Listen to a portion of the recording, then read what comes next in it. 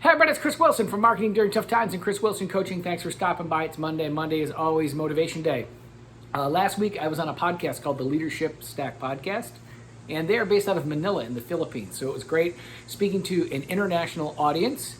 And one of the things we talked about during the show was the fact that Manila is being hit with yet another wave of the COVID virus, and they're looking at the possibility of another shutdown.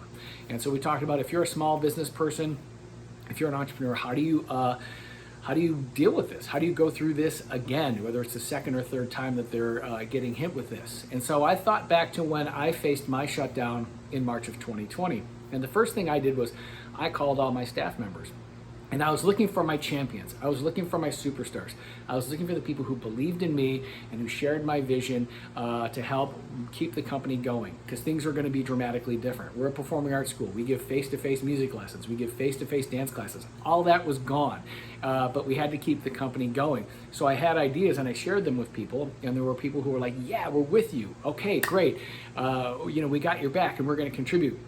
There was another group of people who were like, I don't get it, but I'm going to help. I'm going to do anything I can, and I'm going to need you to guide me, meaning they needed me to guide them and help them.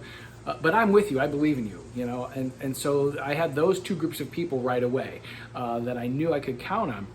There was this third group of people who were just not having it. Maybe it was fear. They could have been afraid to try something new. It was out of their comfort zone. Sometimes when you talk to people, I felt like they were being stubborn or intentionally difficult, though there probably was some other underlying reason why they didn't want to do it. I think we were all really leaving our comfort zone and they just didn't want to do it for whatever reason. In that case, I had to wish them luck and move on without them.